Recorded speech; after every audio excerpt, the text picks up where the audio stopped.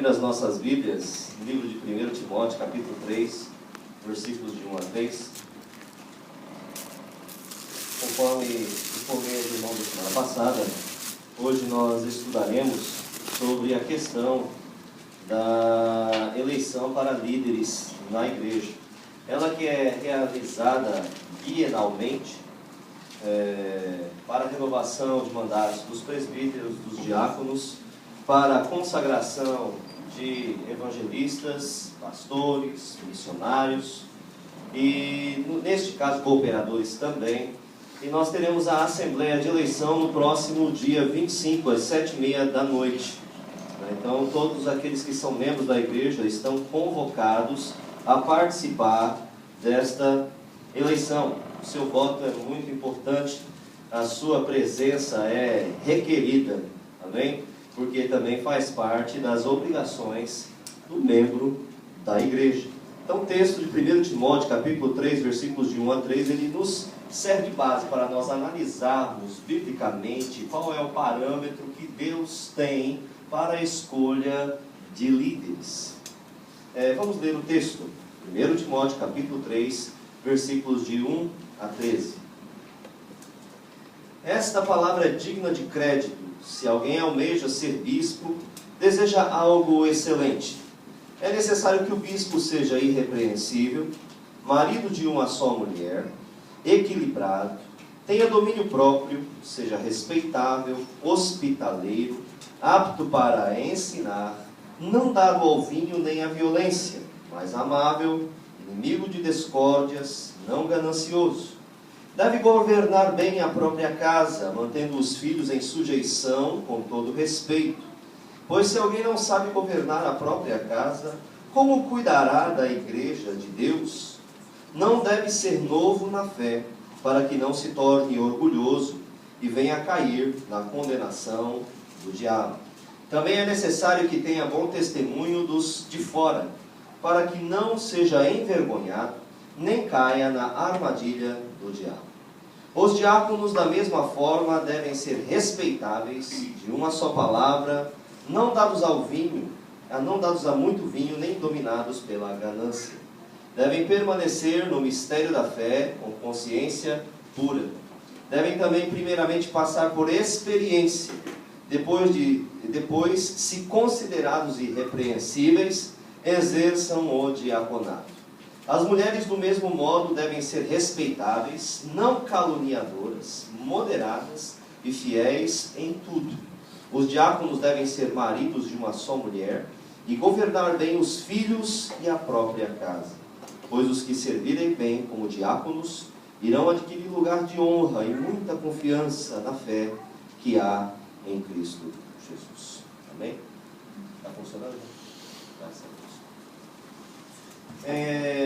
A designação de liderança para a comunidade cristã, primeiramente, é a vontade de Deus expressa nas Escrituras. Na escolha de líderes para o rebanho de Deus, devem estar presentes 3 tipos de força. Nesse primeiro slide, vamos dar uma olhadinha.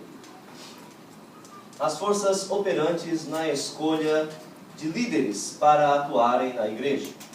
A primeira e principal é o próprio Deus. Ele é o autor da escolha. É Deus quem escolhe as pessoas para trabalharem na liderança, de acordo com os textos de João, capítulo 15, versículo 16, e Atos, capítulo 9, versículo 15.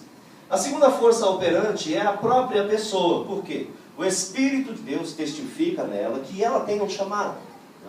Você sente profundamente que Deus deseja te usar de uma maneira específica, em alguma área. Ele te concedeu algum talento, Ele te concedeu uma visão, Ele abriu o seu entendimento para um determinado trabalho dentro do reino de Deus. Então é o Espírito Santo que testifica o chamado de Deus e faz arder no coração o desejo de servir ao Senhor.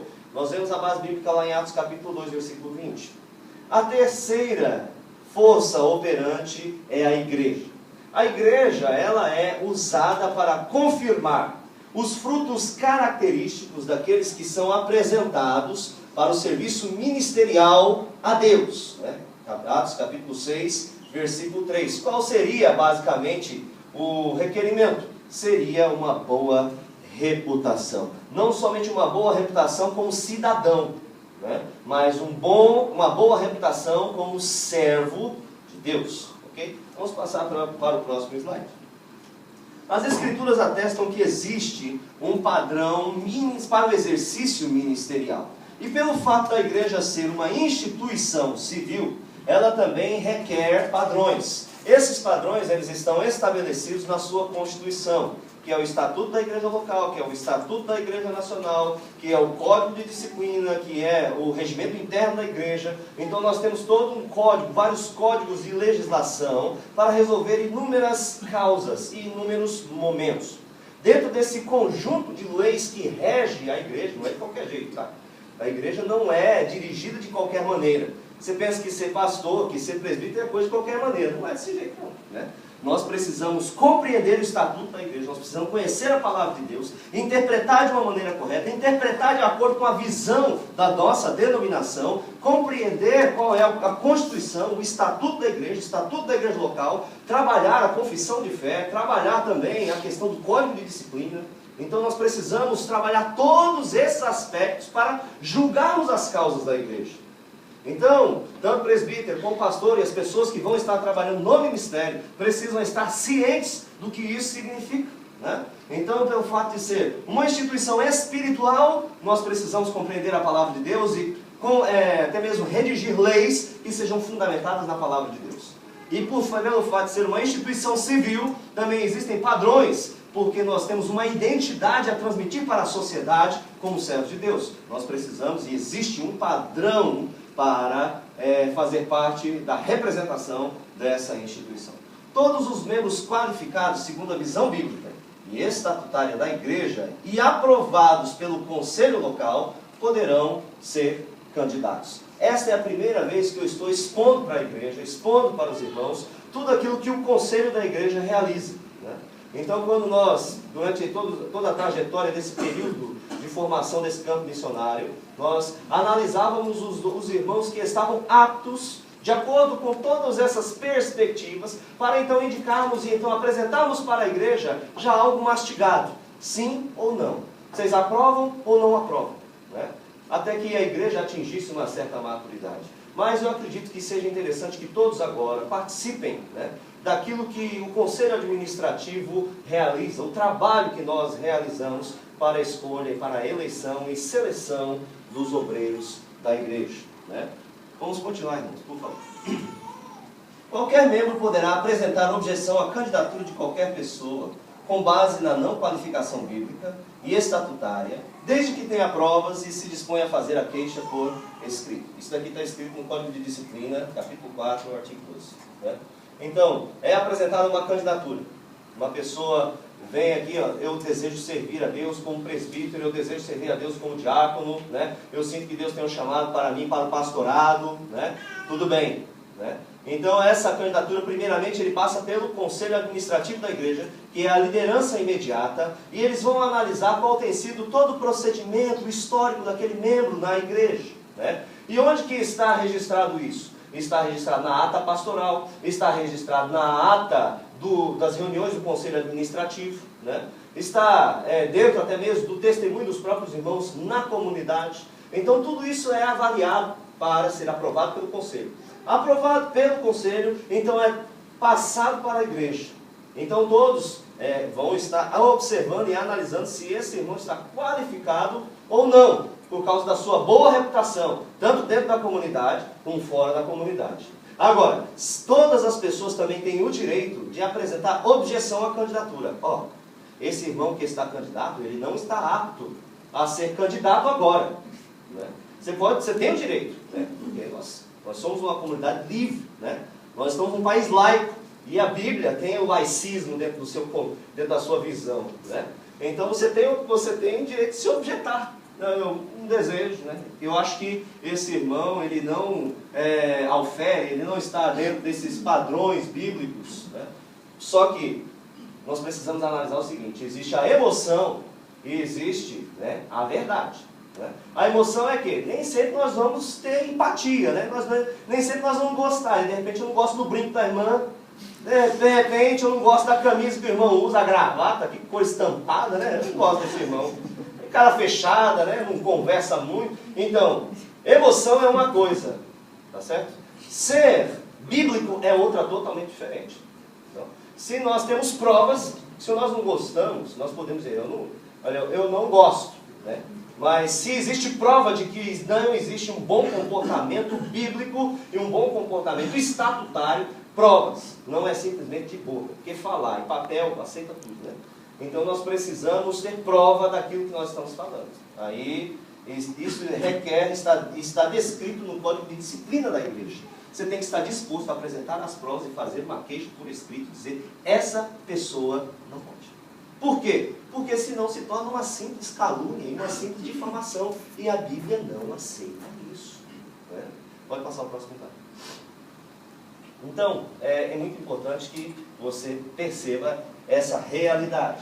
Eleita a nova liderança, essa deve ser respeitada conforme requer a palavra de Deus, independentemente do seu posicionamento na votação. Como vai ser a votação? Vai ser sim ou não? Vão ser apresentados os candidatos. E você vai poder escrever lá no seu pedacinho de papel, eu aprovo, sim.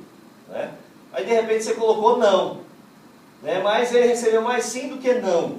Aí o que você vai fazer? Olha, eu disse não mesmo, eu agora não vou obedecer não, porque eu coloquei não lá.